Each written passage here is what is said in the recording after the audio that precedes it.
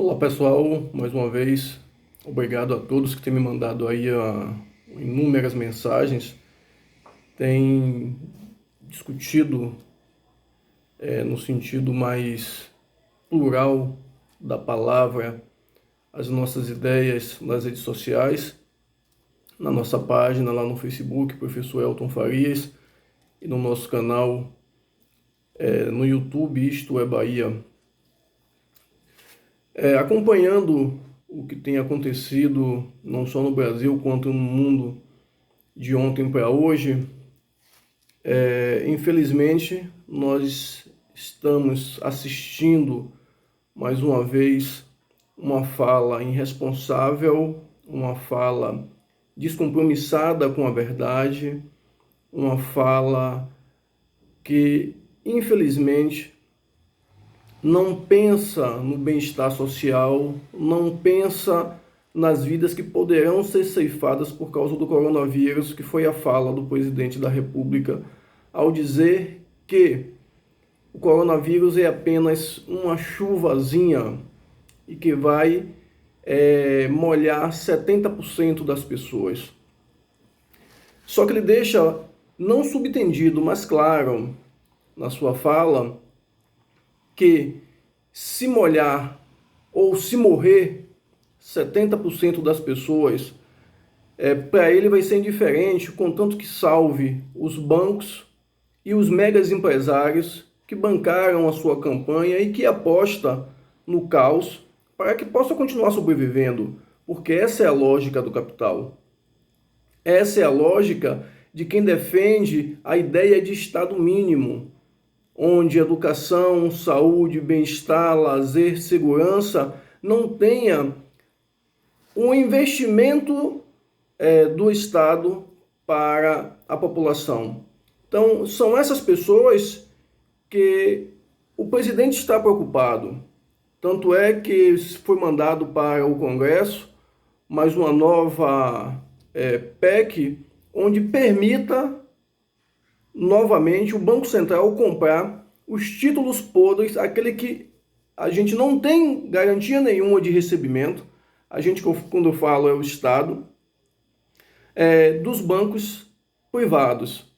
Já não bastou os 75 bilhões que foram utilizados para comprar títulos podres desses bancos e das agências de financiamento, e que em momento nenhum foi trazido para a população de qual a transparência desse negócio, como foi comprado, qual a garantia que o Estado terá em receber isso aí, ou se vai receber, ou se infelizmente essa conta vai ficar para a população, como sempre, pagar. Hoje, mais cedo, ainda está acontecendo a coletiva, são 14 horas e 1 minuto, em Genebra, na Suíça, do Fundo Monetário Internacional e da Organização Mundial de Saúde. E o discurso que eles dizem é o seguinte: tentar salvar a economia colocando vidas em risco, que isso é uma falácia, isso é uma mentira. Porque você não salva a economia se você não salvar vidas. Mas, infelizmente, o Guedes, aqui, sua equipe econômica não entende isso, muito menos o presidente da República, que mais uma vez mostra a sua incompetência, a sua incapacidade, a sua empatia com o povo brasileiro. E eu não falo somente com relação àqueles que não votaram nele, mas àqueles que votaram nele. Porque será que essas pessoas que votaram nele, que defendem Bolsonaro, que defendem a participação mínima do Estado, que defendem a privatização de tudo, que defende que o coronavírus é só uma gripezinha, não vai passar dificuldade financeira? Quando precisar do sistema de saúde, de uma UTI, caso fique doente, vai utilizar? Porque, pelo que me consta, as pessoas não irão ser atendidas no Sírio-Libanês ou no Albert Einstein. A não ser que o presidente da República tenha criado um plano de saúde exclusivo para os seus seguidores, os seus idólatras. Hoje, pela manhã, foi atualizado pelo Ministério da Saúde que já tem 299 mortes no Brasil. Isso sem levar em consideração os 200 óbitos que tem só no estado de São Paulo, esperando o resultado do teste que ainda não foi feito. Já temos quase 8.000 infectados. Isso porque está sendo subnotificados casos e o Brasil é um dos países que menos está testando para o coronavírus. Se calcula que vai ser testado apenas aqui menos de 2% da população.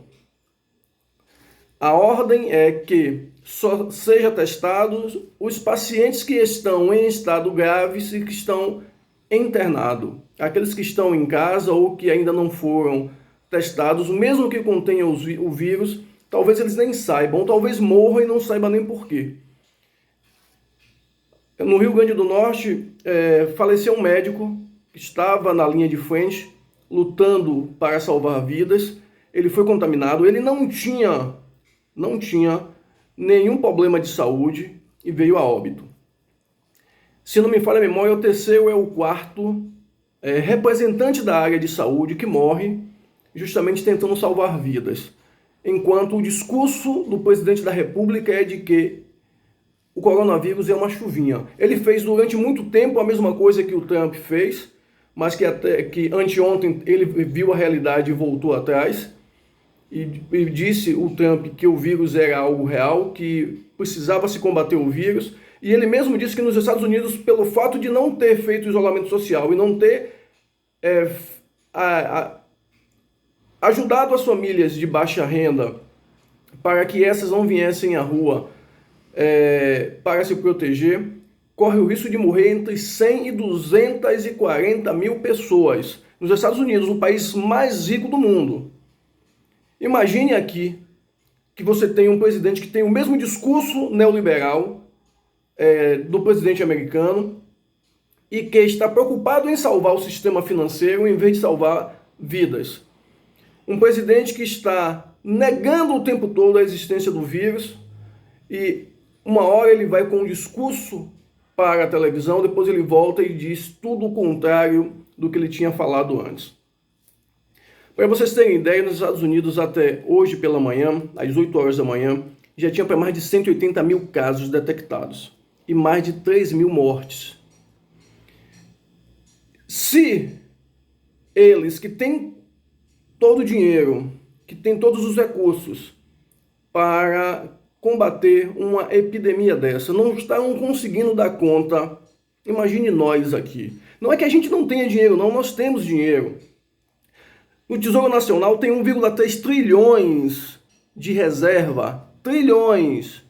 Não é mil nem milhões, são trilhões que está de reserva, que pode sim ser usado para combater o coronavírus, para amenizar a situação das famílias de baixa renda, as famílias que estão desempregadas, os informais, e fazer com que essa economia não quebre. Mas o Paulo Guedes e o Bolsonaro estão preocupados em usar parte desse dinheiro para salvar os bancos. Tanto é que essa medida provisória que eles mandaram aí para a Câmara dos Deputados, que vai ser discutida hoje, segundo a deputada Sâmia, é justamente para permitir que o governo federal utilize o nosso dinheiro, os nossos impostos, para salvar mais ainda os bancos, porque já foram 75 bilhões dado para os bancos em compra de títulos podres, que a gente não tem certeza de como esse dinheiro vai retornar, se vai retornar, e como foi feito esses acordos, porque foi tudo feito, como dizia minha avó antigamente, a boca de siri, tudo na calada da noite, e agora eles querem usar parte de 1,3 trilhões em vez de salvar vidas, em vez de salvar o povo brasileiro, em vez de garantir abastecimento, qualidade de vida, saúde, bem-estar, em vez de melhorar a qualidade de trabalho dos médicos e enfermeiros, eles querem salvar bancos, querem salvar o sistema financeiro. Se a China tivesse um comportamento semelhante ao que Trump teve nos Estados Unidos e manteve durante muito tempo, e esse comportamento medíocre, mesquinho, irresponsável que esse presidente que foi colocado aí pelos neolunáticos no nosso país, a China, por exemplo, tem 1 bilhão de pessoas. No mínimo, teria morrido 30% da população. E segundo os órgãos oficiais chineses e a imprensa internacional, morreram menos de 5 mil pessoas na China. Aqui no Brasil, a previsão é que, se houver o isolamento social de maneira mais flexível, como defende o presidente da República, como defende o Guedes, nós vamos ter uma média de 45 mil mortes. 45 mil mortes. Se liberar o pessoal para poder voltar à frente de trabalho, para poder ir para as ruas, o cálculo é que seja de mais de 1.100.000 mortes. Mas o Bolsonaro não está preocupado com isso. Até porque depois ele vai utilizar essas mortes como discurso para se fortalecer dentro da política. Que ele vai dizer que foram mortes necessárias e que, infelizmente, se precisava salvar a economia, porque senão o país ia à bancarrotas. O país já está à bancarrotas. Nós temos uma equipe econômica neoliberal que está preocupada em salvar bancos. Guedes foi sócio e funcionário de empresas que vivem de especular o mercado financeiro. O presidente do Banco Central era tesoureiro de um dos maiores bancos privados desse país. Então essas pessoas não estão preocupadas com seu Zé que vende o churrasquinho dele na feira, com Dona Maria que lava a roupa de ganho, com o seu Francisco que vende as frutas dele na feira. Não! Estão preocupados com os donos das instituições financeiras que bancaram a campanha deles e que bancaram a possibilidade de Bolsonaro estar aí. Nós estamos vivendo a maior crise global da história da humanidade. Porque isso não é só um nem dois países, até agora já foram 157 países. E estamos provando que não estamos preparando para uma crise dessa natureza. Essa crise vai ser economicamente pior do que a crise de 2008 e sanitariamente vai ser pior do que a gripe espanhola. E as pessoas estão brincando. O poder público, a nível federal, está brincando com a vida e com a saúde dessas pessoas. A que ponto chega a irresponsabilidade dessas pessoas? E você vê muita gente indo para as redes sociais defender um cara desse, defender essa equipe econômica, um cara podre, me desculpe o termo pejorativo, mas a palavra certa é essa, que não está nem um pouquinho preocupado com a vida do ser humano, nem um pouquinho preocupado com a vida dos brasileiros. Ele está preocupado em salvar empresas e salvar bancos, não é salvar o povo brasileiro. E a sua fala, o seu comportamento mostra isso todo santo dia. E uma outra coisa que eu fui verificar, e o pessoal da 247 comprovou isso, a figura que se dizia ser professora no dia 15, que estava na rua em Brasília defendendo o Bolsonaro, na verdade, ela é uma empresária do Distrito Federal, Maria de Fátima, mas ela estava lá dizendo que era professora, defendendo o Bolsonaro e defendendo um golpe militar. Até isso, como foi feito pelo um seguidor de Bolsonaro em Minas Gerais, utilizando títulos falsos, ela dizendo que era professora, porque se ela fosse professora, seria professora de asnos, não de ser humano. E o idiota que foi para Minas Gerais filmar a Ceasa no horário de limpeza para dizer que estava vindo desabastecimento. Então é com esse tipo de gente que Bolsonaro está contando. É com esse tipo de gente que Bolsonaro está contando para poder afundar esse país. Para poder colocar depois nas costas da gente o prejuízo que vai ficar sobre essa crise, e ele ainda vai utilizar as mortes que ia acontecer para dizer que, infelizmente, ele não pôde fazer nada. Não pôde ou não teve interesse. Eu, sinceramente, eu não sei aonde nós vamos chegar. E a minha preocupação é como o nosso país e como a população mais pobre vai sobreviver a tudo isso, principalmente pós-crise. Para vocês terem ideia, os R$600 que foram aprovados pelo Congresso Nacional, o Guedes só quer começar a pagar a partir do dia 16. Porque não tem dinheiro. Como é que não tem dinheiro? E esse 1,3 trilhões do Tesouro Nacional? É para quê? É para enfeite? Isso é dinheiro vivo dinheiro dos nossos impostos e dinheiro que foi capitaneado através de ações no mercado financeiro, de reserva de capital internacional, mas não tem dinheiro para poder dar essa ajuda em tempo hábil. Vai esperar morrer alguns aí de fome, porque ninguém fica 15 dias com fome.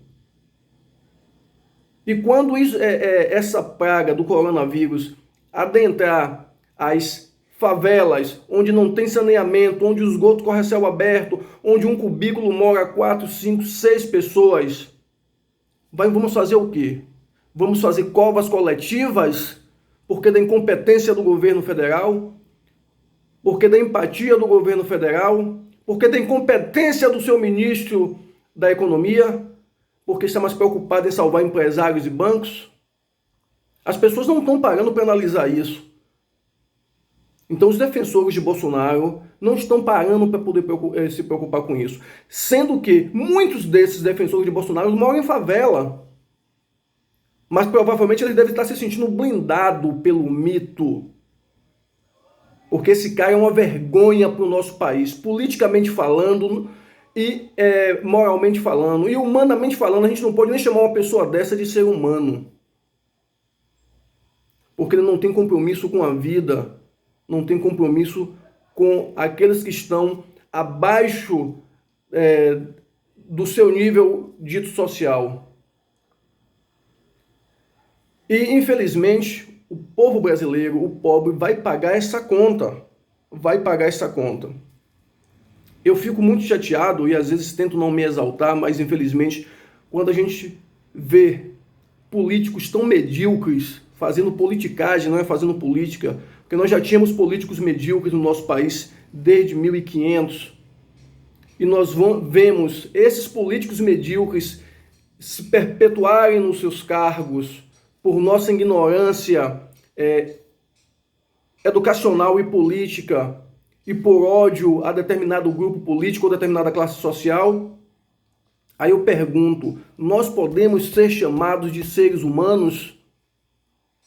Nós podemos dizer que somos racionais?